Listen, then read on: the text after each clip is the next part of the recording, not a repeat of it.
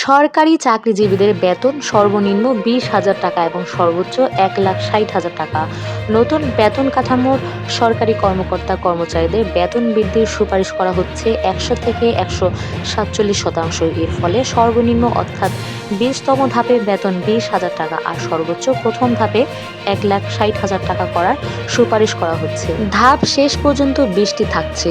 সাবেক অর্থ সচিব জাকির আহমেদ খানের নেতৃত্বাধীন ২১ সদস্যের বেতন কমিশন সূত্রে এ তথ্য জানা গেছে। কমিশন আজ বুধবার বিকেল ৫টায় প্রধান উপদেষ্টার কাছে রাষ্ট্রীয় অতিথি ভবন যমুনায় বেতন কমিশনের প্রতিবেদন তুলে ধরবে। বেতন কমিশনের সুপারিশ পর্যালোচনা করে সরকার কর্মচারীদের বেতন ভাতা ঠিক করে। জানা গেছে, প্রতিবেদন তৈরির ক্ষেত্রে অনলাইনে জরিপের মাধ্যমে ২,৩৬,০০০ অংশগ্রহণকারী মতামত দিয়েছেন। মূল্যস্ফীতি, জীবন মানসহ বিভিন্ন বিষয়ে তাদের মতামত বিবেচনায় নিয়েছে বেতন কমিশন।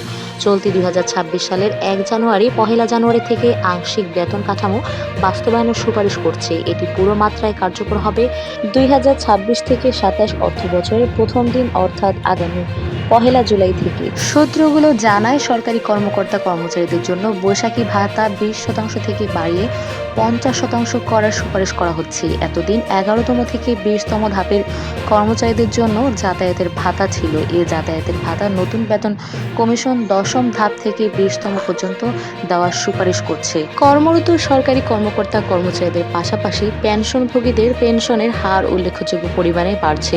মাসে ২০,০০০ টাকার কম পান এমন পেনশনভোগীদের পেনশন বাড়ছে ১০০%-এর মতো। যারা মাসে ২০ থেকে ৪০,০০০ টাকার পেনশন পান তাদের বাড়ছে ৭৫%, আর যারা মাসে ৪০,০০০ টাকার বেশি পেনশন পান তাদের বাড়ছে ৫৫%। ৭৫ বছরের বেশি বয়সী পেনশনধারীদের চিকিৎসার ভাতা ১০,০০০ টাকা দেওয়ার সুপারিশ করা হচ্ছে। এমনিতে বয়সভেদে ৮,০০০ টাকা চিকিৎসা ভাতা, ৫৫ বছরের কম বয়সীদের চিকিৎসার ভাতা দেওয়ার সুপারিশ করা হচ্ছে ৫,০০০ টাকা। প্রথম থেকে ১০ম ধাপ পর্যন্ত সরকারি চাকরিজীবীদের বাড়ি ভাড়া তুলনামূলক কম হারে দেওয়ার সুপারিশ করা হচ্ছে। ১১তম থেকে ২০তম ধাপে বাড়ি ভাড়ার হার তুলনামূলক বেশি থাকবে। সরকারি কর্মচারীদের জন্য প্রতিবেদন দাখিলের পর সামরিক ও বিচার বিভাগের জন্য আলাদা বেতন কমিশন চূড়ান্ত করা হবে বলে জানা গেছে। প্রিয় দর্শক, এরকম নতুন নতুন সব আপডেট খবর পেতে আমার চ্যানেলটি প্লিজ সাবস্ক্রাইব করে আমার পাশে থাকবেন। সবাই ভালো থাকুন, সুস্থ থাকুন। আল্লাহ হাফেজ।